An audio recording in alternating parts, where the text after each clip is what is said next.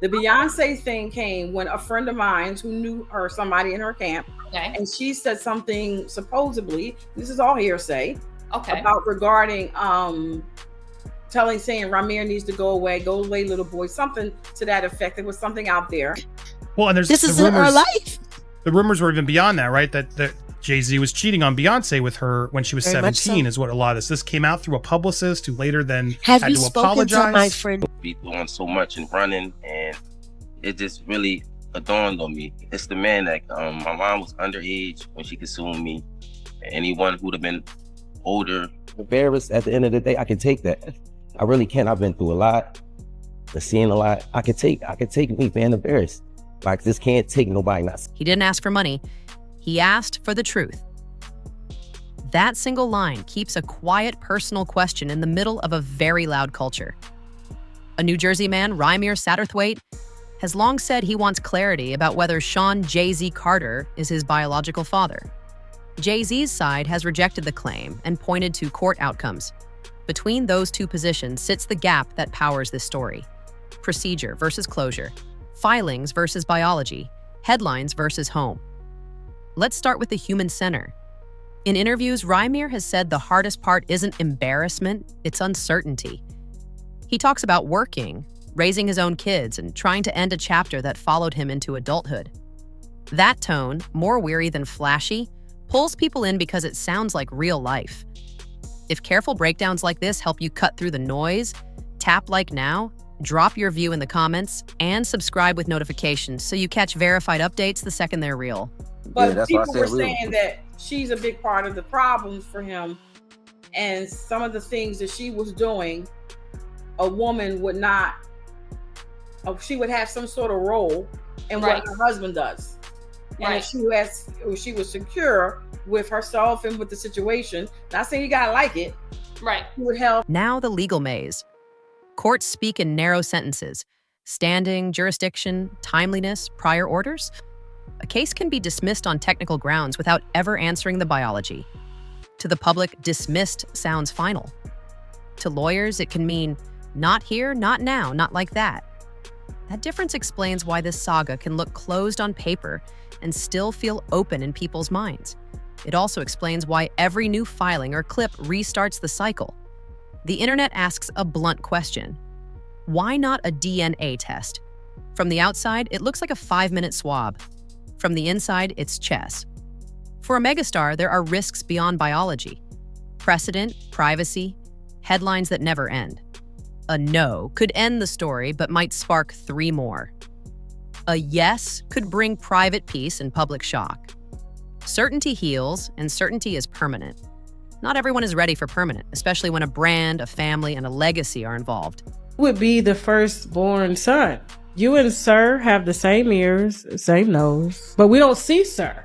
Yeah, I know that's crazy. That's what I was just trying to figure out how he got 2 daughters at a football game. Where's your son? You gotta understand that pisses people off. Like, you have rights. Like, I don't understand. Like, most people want to know, but I guess just like you say, he's so big and into their brand, and I'm not putting nothing on nobody. But I wouldn't know what he thinking. But I would know if this would be something I want to get out the way. You know, I wouldn't want this to go on for. Timing versus truth is the next problem. Legal systems care about deadlines, prior rulings, and where a case belongs. Biology doesn't care about venue.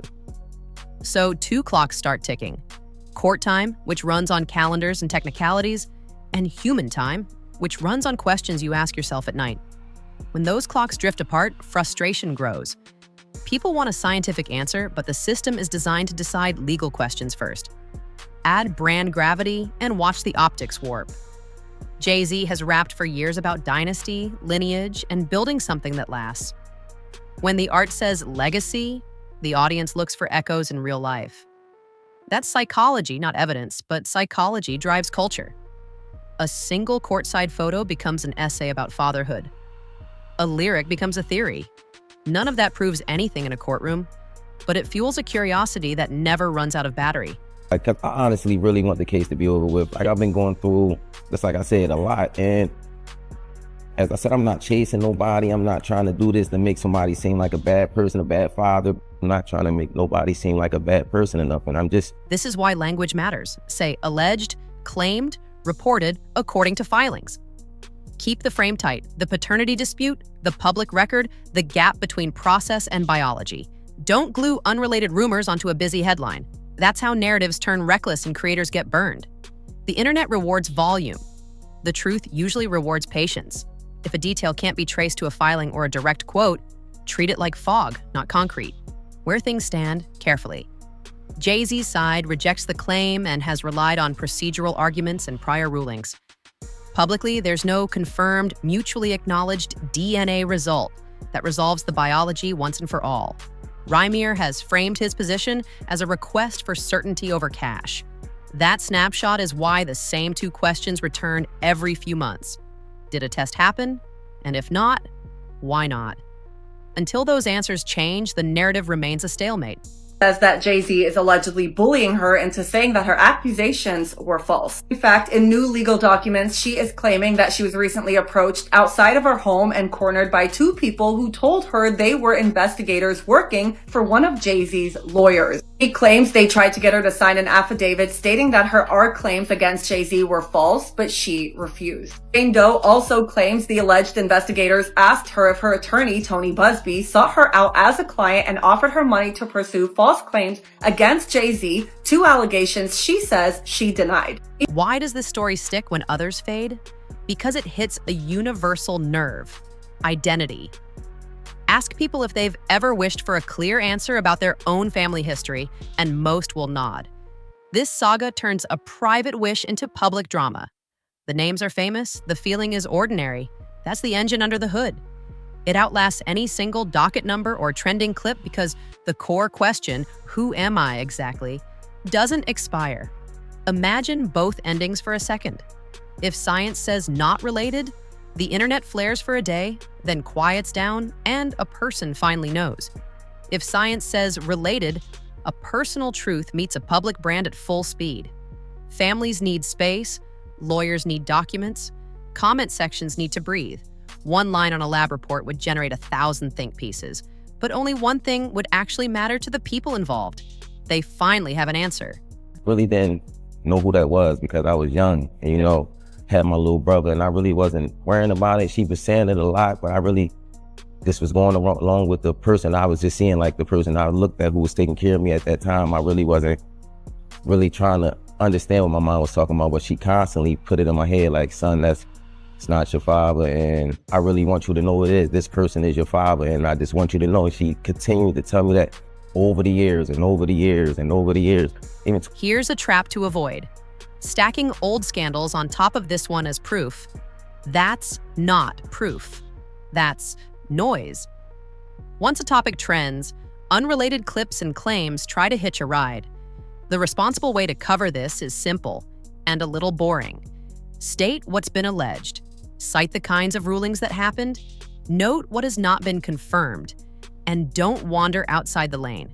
It's slower, but it's solid. And it builds trust. Empathy without choosing teams is possible. You can respect a family's privacy and still feel for a man asking for certainty about his own bloodline. You can value legal wins and still wish the science were answered. Two ideas can be true at once, even when the internet treats every topic like a sport.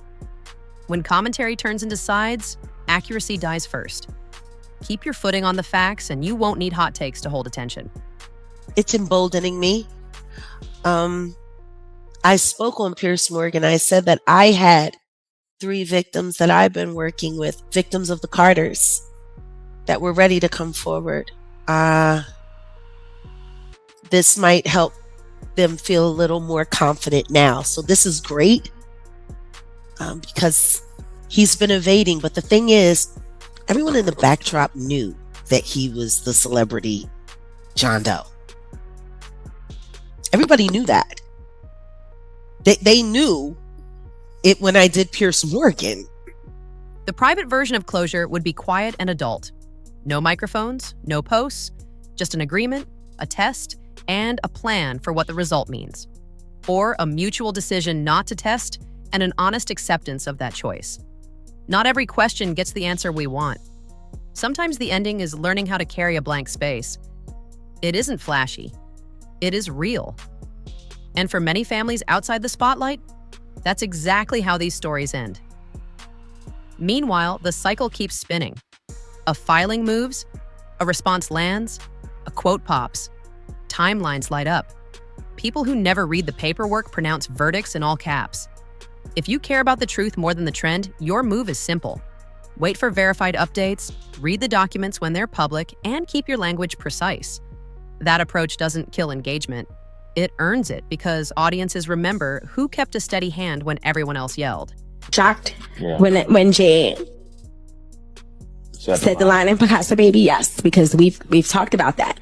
We have a history that supersedes music, and we know how this business works. We sit back and we laugh at those rumors. We laugh at that.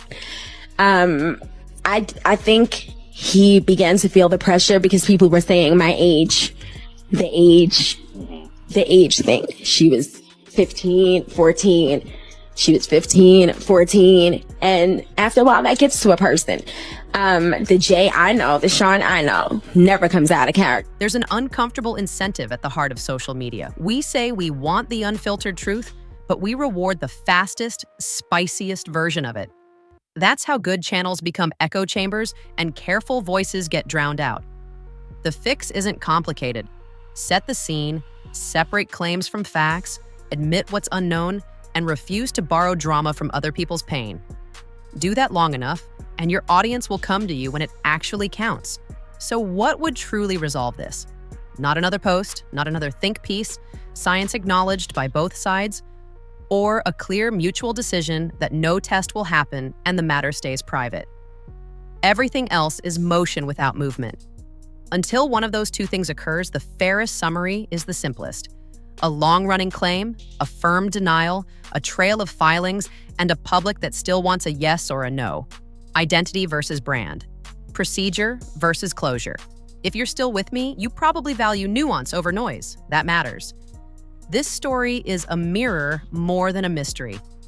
It reflects how we handle doubt, how we talk about famous families, and whether we can let a complicated situation stay complicated without making it ugly. Hold space for the people in the middle of it. Hold space for the possibility that the final answer arrives quietly, not virally.